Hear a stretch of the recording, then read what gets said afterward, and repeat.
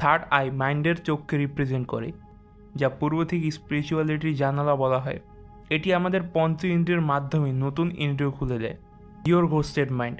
হ্যাঁ, your ghosted মাইন্ডে third eye, telepathy, telekinesis, lucid dream এবং অ্যাস্ট্রাল প্রজেকশন সহ খুঁটিনাটি ব্যাখ্যা এবং তার সিক্রেট আনলক মেথডের তথ্য পেয়ে যাবেন।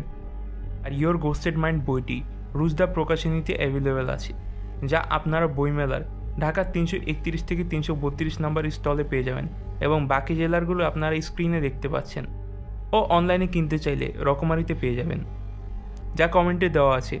থার্ড আইয়ের অবস্থান। থার্ড আই মূলত একগুচ্ছ স্নায়ুর সংযোগস্থল, যা প্রাক ফ্রন্টাল লেভেলের সাথে যুক্ত, যা মস্তিষ্কের এমন এক অংশ যা মানসিক শক্তিকে প্রভাবিত করে, এবং সেই স্নায়ুগুচ্ছের কেন্দ্রে প্রিনাল গ্রান্থ থাকে, যা অ্যাক্টিভ হলেই স্নায়ুগুচ্ছের সংযোগস্থল থার্ড আইয়ের রূপ নেয়, যা ডিসক্যালসিফিকেশনের মাধ্যমে করা হয়ে থাকে। কার্যক্রম।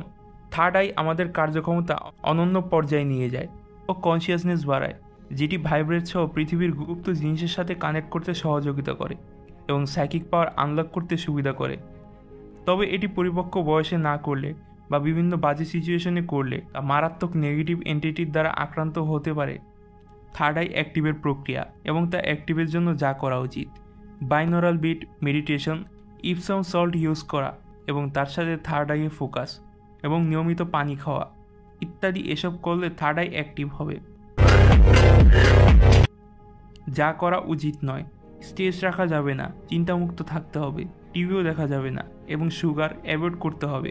হ্যাঁ, এগুলো থার্ড আইয়ের বেসিক কিছু তথ্য, এবং এগুলো সম্পূর্ণ তথ্য আপনারা ইয়োর গোস্টেড মাইন্ডে পেয়ে যাবেন। তো বইটি অবশ্যই কিনুন এবং পেজটি ফলো করে সাথে থাকুন, কারণ পেজেও আমি প্যারাসাইকোলজি সহ স্পিরিচুয়ালিটি এবং অববিজ্ঞান নিয়ে পোস্ট দিয়ে থাকি, ও তার সাথে ইউটিউব ভিডিও। আল্লাহ হাফেজ।